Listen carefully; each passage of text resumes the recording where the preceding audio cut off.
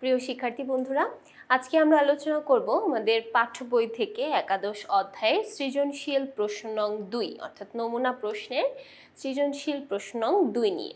তো এখানে আমরা দেখতে পাচ্ছি আমিন পেপার হাউস প্রতি দিস্তা 18 টাকা দরে 100 রিম কাগজ ক্রয় করে। অর্থাৎ এখানে বলা হয়েছে প্রত্যেকটা দিস্তার দাম 18 টাকা।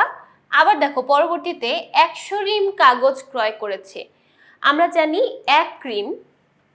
এক রিমের মধ্যে থাকে 20 দিস্তা, তার মানে এখানে টোটাল 100 রিম যেহেতু বলা হয়েছে, আমরা যদি এখানে 20 × 100 দিই, টোটাল আমাদের 2000 দিস্তা হচ্ছে। এখানে দেখো আমাদের পুরোটাই দিস্তার দ্বারা হিসাব করতে হবে, এখানে কিন্তু রিম দ্বারা হিসাব করলে হবে না, কারণ এখানে যে টাকার অ্যামাউন্টটা দেওয়া আছে সেটা হলো দিস্তা প্রতি। অর্থাৎ এখানে বলেছে প্রত্যেক দিস্তার দাম 18 টাকা। আমরা যদি এখন 100 রিম কাগজ ক্রয় করি তাহলে দামটা কত আসবে? এখানে এক রিমের মধ্যে আছে 20 দিস্তা করে এবং টোটাল আমরা 100 রিম ক্রয় করেছি, তাই 20 × 100 আমরা টোটাল 2000 দিস্তা কাগজ ক্রয় করেছি। এরপর বলছে এর জন্য মজুরি 500 টাকা, গাড়ি ভাড়া 1000 টাকা প্রদান করে, কাগজ বিক্রয়ের জন্য দোকান ভাড়া বাবদ 2000 টাকা, বিদ্যুৎ ও টেলিফোন বিল বাবদ 1000 টাকা এবং বিক্রয় কর্মীর কমিশন বাবদ 500 টাকা ব্যয় করেন। আচ্ছা, সবগুলো ব্যয়ের পরিমাণও এখানে বলা হয়েছে। সবার শেষে বলা হয়েছে প্রতিষ্ঠানটি দিস্তা প্রতি বা প্রতি দিস্তা কাগজে 2 টাকা করে লাভ করে থাকে। এবার আসো আমাদের সৃজনশীল প্রশ্নে।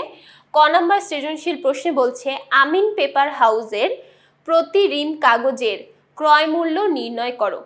আমিন পেপার হাউসের প্রতি রিম কাগজের ক্রয় মূল্য নির্ণয় করতে বলা হয়েছে। আচ্ছা, এখানে আবার দেখো বলা হচ্ছে প্রত্যেক রিমের জন্য আমাদের ক্রয় মূল্য কত। তো আমরা যদি প্রত্যেক রিমের ক্রয় মূল্য বের করতে যাই, আগে আমাদের প্রতি দিস্তার পরিমাণটা বের করতে হবে, কারণ এখানে দিস্তা প্রতি টাকার অ্যামাউন্টটা দেওয়া আছে। তাহলে প্রথমে আমরা বের করব ক্রয় মূল্য এবং ক্রয় মূল্য বের করার পরে সেটা রিমে কনভার্ট করব, অর্থাৎ প্রত্যেক রিমের জন্য দাম কত আসবে সেটা দেখব। আচ্ছা, তাহলে আমরা এখানে স্টার্ট করব আমাদের প্রত্যেকটার ক্রয় মূল্য দ্বারা। এখানে আমরা কাগজ ক্রয় করলাম, কাগজ ক্রয় করেছি 18 টাকা দরে, অর্থাৎ প্রত্যেকটা দিস্তার দাম 18 টাকা এবং এখানে আমরা টোটাল ক্রয় করেছি 100 রিম এবং 100 রিমের মধ্যে আছে 20 দিস্তা করে। এটা হচ্ছে আমাদের টোটাল হিসাবটা, অর্থাৎ 18 টাকা হচ্ছে সবগুলো দিস্তার দাম, অর্থাৎ এক দিস্তার দাম 18 টাকা। আমরা টোটাল 100 রিম ক্রয় করেছি, একটা রিমের মধ্যে আছে 20 দিস্তা কাগজ। তাহলে 20 × 100 দিলে আমরা টোটাল এখানে দিস্তার হিসাবটা পাচ্ছি, অর্থাৎ টোটাল আমরা এখানে 2000 দিস্তা ক্রয় করেছি। 2000 দিস্তার প্রত্যেকটির দাম 18 টাকা করে, তাহলে 18 × 2000 যদি আমরা দেই তাহলে এখানে আমরা টোটাল ক্রয় মূল্য দেখতে পাচ্ছি 36,000 টাকা। এটা হচ্ছে টোটাল ক্রয় মূল্য। এখন তাহলে এটার সাথে আমাদের যোগ করতে হবে এই ক্রয় সংক্রান্ত অন্যান্য প্রত্যক্ষ খরচগুলো। তাহলে এখানে আমরা যোগ করে দিব প্রত্যক্ষ খরচ। প্রত্যক্ষ খরচ, তাহলে এবার আমরা দেখি প্রত্যক্ষ খরচ কি কি আছে। প্রথমে এখানে আমরা দেখতে পাচ্ছি মজুরি, এই যে কাগজ ক্রয় করে নিয়ে আসলো এটার জন্য মজুরি 500 টাকা। তারপর গাড়ি ভাড়া আছে, গাড়ি ভাড়া দিয়েই তো নিয়ে আসতে হয়েছে, তাহলে গাড়ি ভাড়া আছে 1000 টাকা। তো প্রথমে আমরা দেখি এখানে প্রথমে মজুরি দিতে হয়েছে 500 টাকা এবং গাড়ি ভাড়া হয়েছে 1000 টাকা।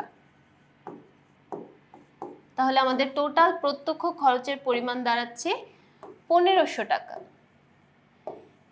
এবার যদি আমরা এটার সাথে 1500 যোগ করে দেই তাহলে দেখো এই যে 37,500 টাকা। 37,500 এটা হচ্ছে আমাদের মোট ক্রয় মূল্য। 37,500 এটা হলো আমাদের মোট ক্রয় মূল্য। এবার আমাদের বের করতে বলা হয়েছে প্রতি রিমের জন্য ক্রয় মূল্যটা ঠিক কতটুকু, প্রতি রিমের জন্য ক্রয় মূল্য কতটুকু। তো এটাও কিন্তু আমাদের একটা অ্যান্সার, এটা নিচে আমরা ব্যালেন্স করে দিলাম। এবার আমাদের বের করতে বলা হয়েছে প্রতি রিমের ক্রয় মূল্য। এখানে টোটাল 100 রিমের দাম দেওয়া আছে।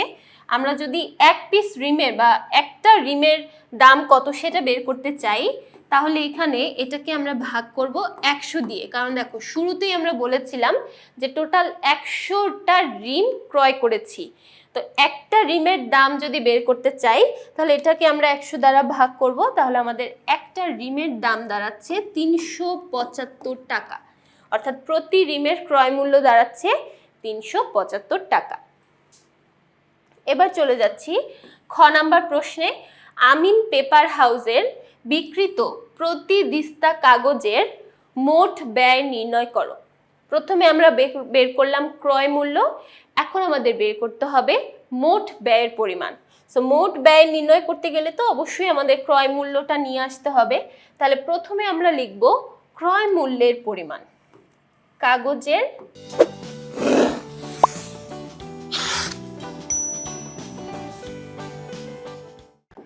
ক্রয় মূল্য, আমরা অলরেডি ক্রয় মূল্য বের করে ফেলেছি, সেটাকে আবার পুনরায় আমাদের বের করতে হবে না। সো ক্রয় মূল্য আমরা পেয়েছি 37,500 টাকা। তাহলে এখন আমাদের এই ক্রয় মূল্যের সাথে যোগ করতে হবে আদার্স পরোক্ষ খরচগুলো, অর্থাৎ যেটা ক্রয়ের সাথে সংযুক্ত না বা ক্রয় রিলেটেড না এমন কিছু খরচকে আমরা সাধারণত পরোক্ষ খরচ বলি। যেমন দেখো এখানে দোকান ভাড়া, আমরা যেখানে বিক্রি করছি দোকান ভাড়া, এটা কিন্তু ক্রয়ের সাথে সরাসরি যুক্ত না। দোকান ভাড়া 2000 টাকা, বিদ্যুৎ বিল 1000 টাকা, বিক্রয় কর্মীর কমিশন 500 টাকা। এই তিনটা হচ্ছে আমাদের জন্য পরোক্ষ ব্যয়। তাহলে প্রথমে দোকান ভাড়া দেওয়া আছে 2000 টাকা। তাহলে দোকান ভাড়া 2000 টাকা। তারপর ছিল বিক্রয় কর্মীর কমিশন দেওয়া আছে 500 টাকা। বিক্রয় কর্মীর কমিশন 500 টাকা এবং আরেকটা বিদ্যুৎ বিল দেওয়া আছে 1000 টাকা। তাহলে টোটাল যদি আমরা যোগ করে দেই এখানে দাঁড়াচ্ছে 3500 টাকা। 3500 টাকা হচ্ছে আমাদের মোট পরোক্ষ ব্যয়। এবার 37,500 এবং 3,500 যদি আমরা যোগ করে দেই, 37,500 এবং 3,500 টোটাল দাঁড়াচ্ছে 41,000 টাকা। এই 41,000 টাকা হলো আমাদের জন্য মোট ব্যয়। তাহলে এখানে আমরা লিখব মোট ব্যয়। আচ্ছা, এবার তাহলে দেখো আমাদের কি বের করতে বলা হয়েছে। আমাদের বলা হয়েছে প্রতি দিস্তা কাগজের মোট ব্যয় নির্ণয় করো। প্রতি দিস্তা কাগজের জন্য আমরা যদি মোট ব্যয় নির্ণয় করতে চাই তাহলে এখানে আমরা টোটাল কত দিস্তা ক্রয় করেছিলাম, আমরা এখানে একদম শুরুতে আমরা বলেছিলাম 2000 দিস্তা।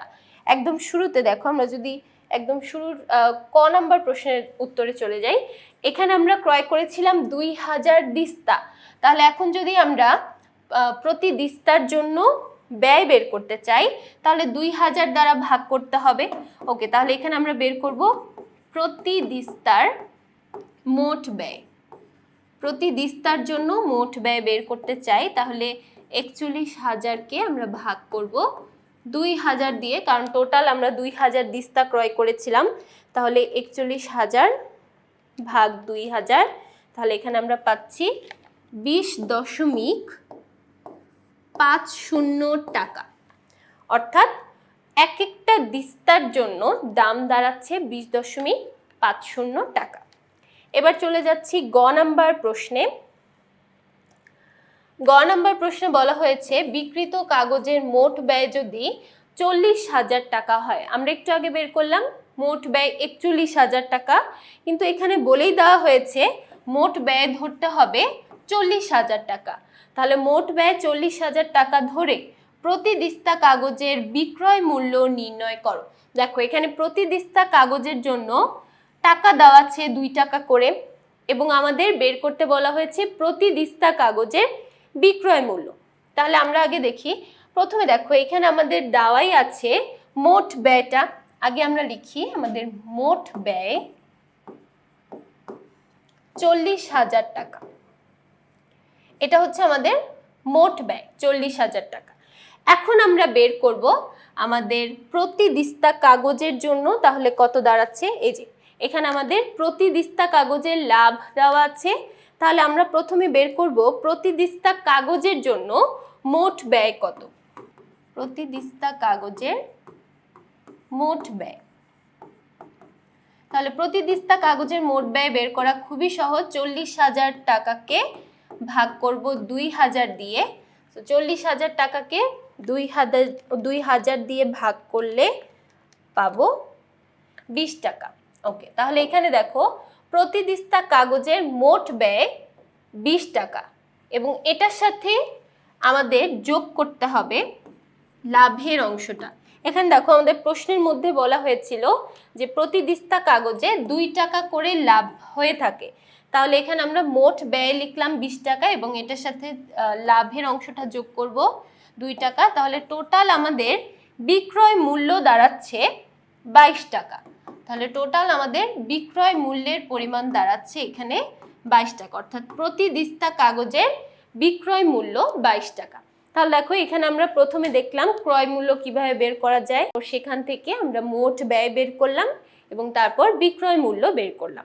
এখানে আমাদের দিস্তার হিসাব এবং রিমের হিসাব এটা কিন্তু খুব ভালোভাবে আমাদের খেয়াল রাখতে হবে। আশা করছি পুরো সৃজনশীলটাই সবাই খুব ভালোভাবে বুঝতে পেরেছো। তো পরবর্তী পর্বগুলো দেখার জন্য সবাইকে আমন্ত্রণ জানিয়ে আজকে এখানেই শেষ করছি। সবাই খুব ভালো থাকবে, সুস্থ থাকবে। ধন্যবাদ।